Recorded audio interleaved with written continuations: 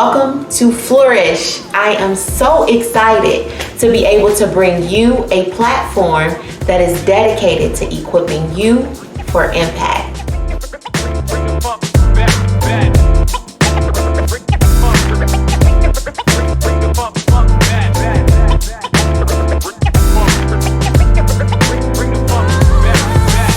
Back to Flourish. I'm Seporia, and this channel is dedicated to women who are looking to grow in their relationship with God and use that relationship to make an impact in their current season. So that means if your current season is motherhood, if your current season is singlehood, if your current season is leadership, business, or a mix of all of those things, we want to inspire you where you are to make the most of your current season and extract everything that God has for you in your current season.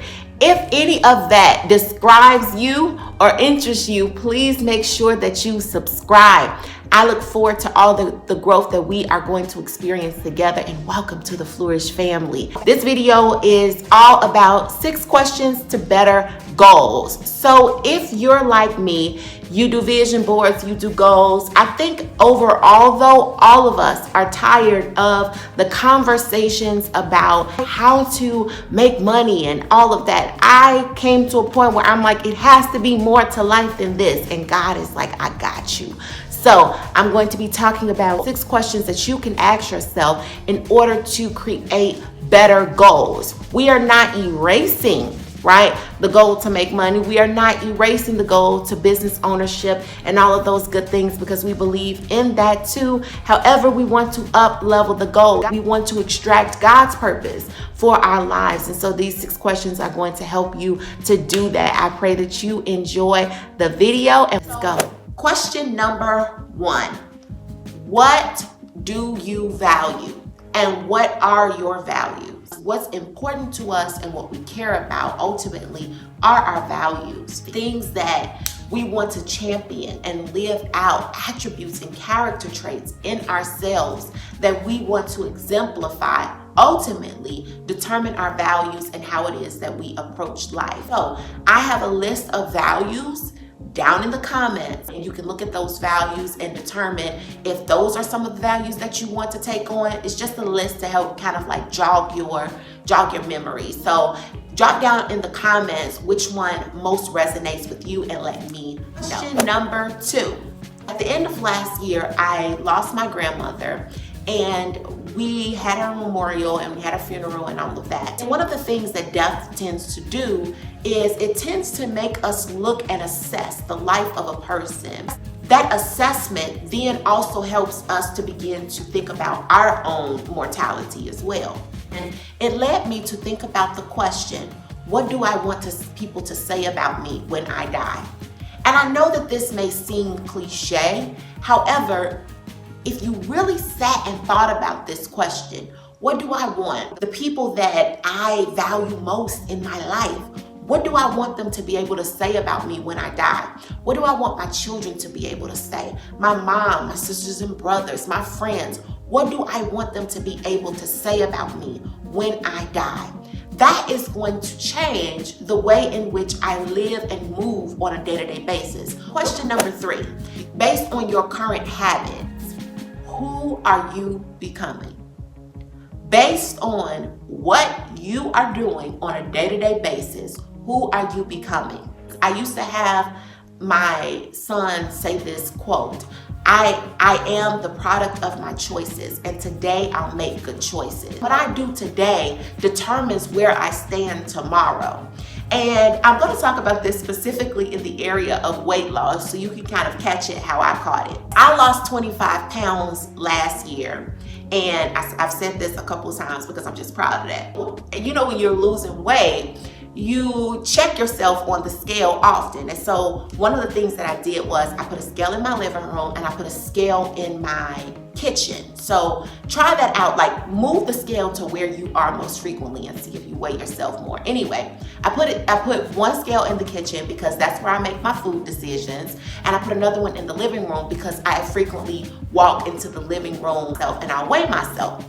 So I put the scales in these areas. And so As I was weighing myself over the holiday season, because I was like, I want to make sure that I don't gain back my 25 pounds and blah, blah, blah. So I'm weighing myself over the holiday season. Mind you, I wasn't really changing my eating habits to be more healthy during the holiday season or exercising more or doing anything to really lose weight, but I wanted to maintain the weight that I was.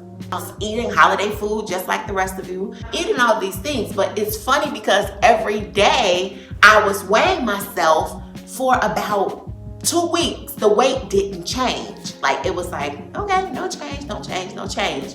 One day I stepped on the scale and I was 1 pound heavier. And I was like, okay, little water weight. I'm not, paying any attention. I'm not gonna freak out. It's 1 pound. I don't wanna, develop some type of obsession with, not gaining the 25 pounds. Mind you, I'm probably already a little bit obsessed by weighing myself every day. But anyway, I didn't change anything though when I saw that I had gained a pound. I didn't change anything, right? I kept eating my holiday food because 1 pound really wasn't, a big deal. So I continued to weigh myself. About a week later, 2 pounds. I'm like, okay, 2 pounds, not a big deal. You get where this story is going. About 5 pounds later, I was like, it was like, if you ever watched a show when we were little, this girl, she would make all this mess and she would be like, who made this big mess? And she had made the mess all day. She was doing all this stuff, pulling all this stuff out of her toy box. And then she's like, who made this big mess? And it's like, you made the big mess. So that's how it was. It was like, who gained these 5 or 6 pounds? Me, Sephoria, you did. Going back to my point about who am I becoming, one of the things that I noticed was, why are you surprised when the actions that you took on a day-to-day basis were to gain weight? You didn't exercise more. You didn't change up your eating routine in a positive way to not gain more weight. So why did you expect anything besides weight gain? You are the sum total of the actions that you take on a day-to-day basis, of your habit. Take an assessment based on your current habits, based on, just look at your last 24 hours, based on the things that you do on an everyday basis. Who are you becoming? And then measure that up against who do you want to become? And change your habits now to match who it is that you want to become. I spoke a while back in the productivity video about Atomic Habits by James Clear.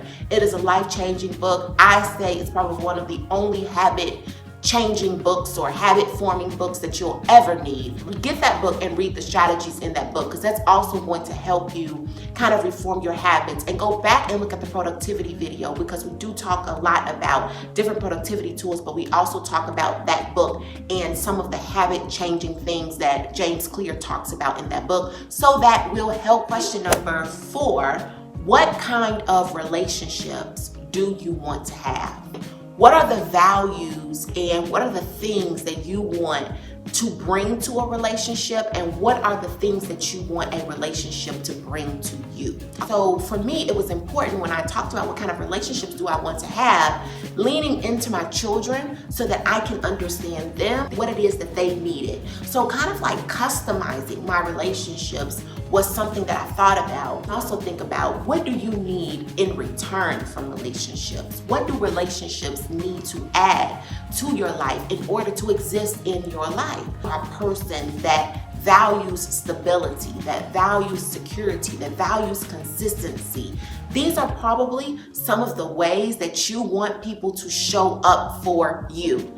Outlining what kind of relationships do you want to have not only will help you approach your relationships with more intentionality and to change the way in which you approach your relationships, but it also will help you to assess the relationships that are in your life, and are they the kind of relationships that you want to have? Are they worth keeping? You to change up the way in which you are spending time with the people that you value most. Question number 5. What do you want to outlive you? The messages you want to send. What is the legacy that you want to have?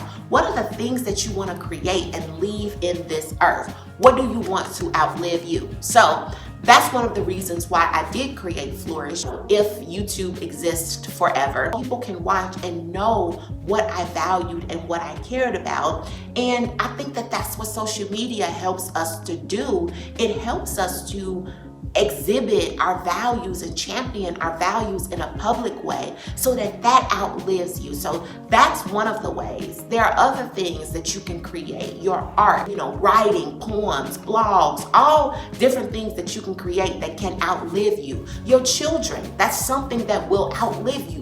What kind of people are you raising and sending into the future? Ultimately, this question helps you think about your legacy. What is your legacy? What are the things that you are leaving behind here? Your mark to say that I was here and I made this world a better place. What I touched, I helped, I enhanced. Another way that I ask this question too is, what is your love song to future generations? And then the final question, which I think is the most important question, and I'm going to tell you guys, I ask myself this question every single morning, and it has tremendously changed my day. Are you ready for it? The question is, how do I need God to serve me today? The question has so transformed the way I approach life. It has transformed my intimacy with God. It has transformed the way that I think about God as a helper, as the all in all, as the all-sufficient one. All of these aspects of God's character we know exist, but we don't really dig into those aspects and use those aspects for what they're worth. In certain moments where I don't want to be kind, I will stop and I will say, God, I need you to serve me right now. I need you to show me how to be kind to this person. So try and ask yourself that question in the morning. Write a list of how you need God to serve you today. One of the scriptures that I'm thinking about is when Paul talked about the thorn in his side and God said, my grace is sufficient for you. In the areas where we are weak, God wants to step in and make us healthy, happy, whole. And so asking yourself in the morning and throughout the day, how can God serve you? It's going to help you keep in alignment with your goals and accomplish your goals on a day-to-day basis.